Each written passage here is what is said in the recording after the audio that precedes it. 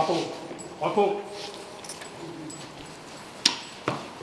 Nous avons l'honneur et le plaisir de suivre cette cérémonie aujourd'hui à l'intérieur des Invalides, où une plaque commémorative pour les événements du 9 mars 1945 notamment a été apposée en très bonne place au sein des Invalides. Et donc c'est un événement assez exceptionnel et qui mérite donc d'être rehaussé par cette cérémonie. Garde-vous!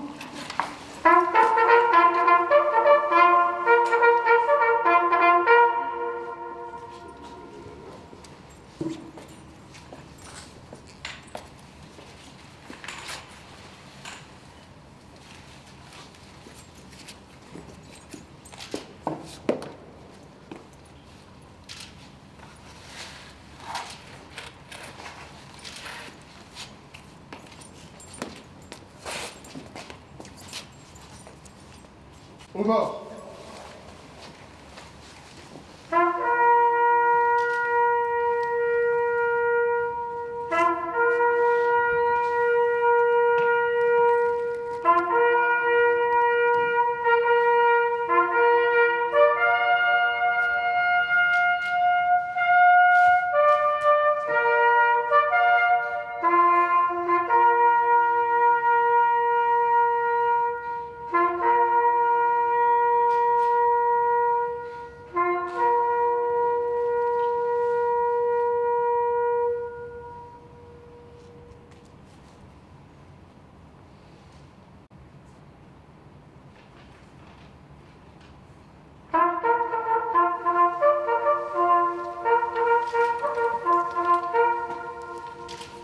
Repos.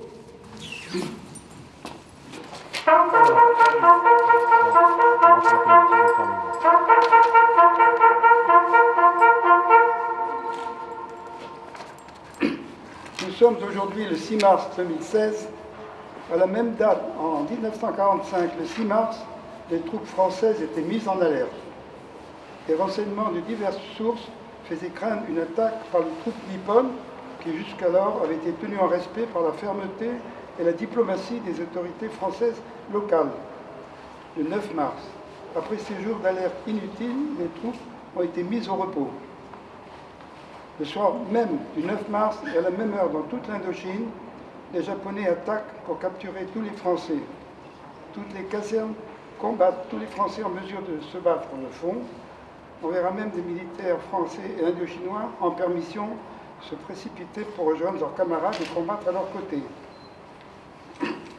D'autres sont capturés par traîtrise, se sacrifiant pour épargner les otages ou au cours d'invitations officielles, payant de leur vie le refus de donner des ordres de reddition. Nous pouvons avoir une pensée pour le général Lemonnier qui a été décapité. Les gestes de bravoure et d'héroïsme sont nombreux ce soir-là et dans les combats menés ensuite pendant des semaines. Pensons à nos 3 compagnons de la libération, l'ingénieur en chef, l'ingénieur Nicolo, l'ingénieur en chef, le colonel d'infanterie Lecoq et le capitaine d'Ers de la gendarmerie, nos 3 décorés de l'ordre de la libération. Pensons aussi à tous ceux de la colonne d'Alexandrie et aux autres marins et aviateurs qui ont été tués et dont les mérites sont très importants. Les civils ne sont pas épargnés, à quelques exceptions près.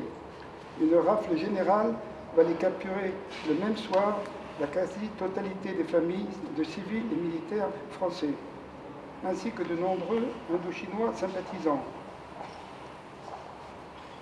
Pensons entre autres à cet Indochinois retourné à la vie civile et fier de ses décorations françaises, massacré et agonisant devant sa famille sur la place du village avec l'interdiction de lui porter secours ou d'abréger ses souffrances.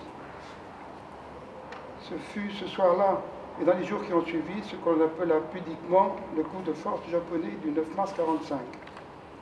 Il allait déboucher sur des massacres, exécutions sommaires, décapitations, incluant même de jeunes enfants, la torture, l'élimination de milliers de prisonniers, une épuration ethnique d'enfants eurasiens et autres crimes, de longs mois de terreur pour les survivants, des années de chagrin et de douleur. Certaines de ces victimes, des victimes de ces événements sont ici parmi nous. Ils étaient enfants à cette époque.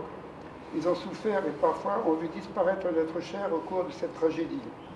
Cette plaque mémorielle leur donne la possibilité de se recueillir dans le souvenir et de voir enfin, après tant d'années, un hommage rendu à la souffrance et à la vaillance de leurs parents et de leurs amis. Fermez le banc.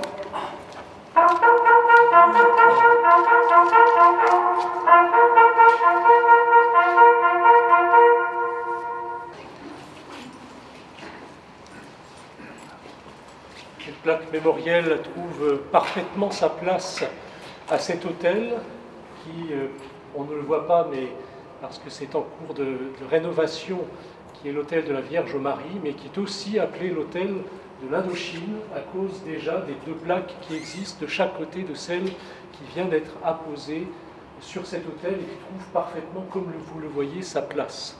Désormais, cette plaque ne risque pas d'être vandalisée.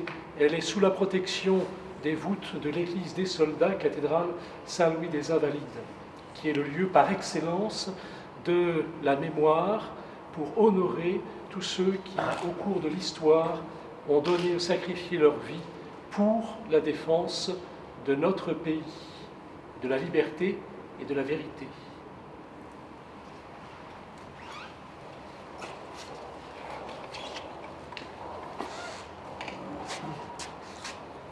Seigneur, Père de tendresse et de miséricorde, bénis cette plaque commémorative. Elle rappelle le sacrifice de tant d'hommes et de femmes morts au service de la France.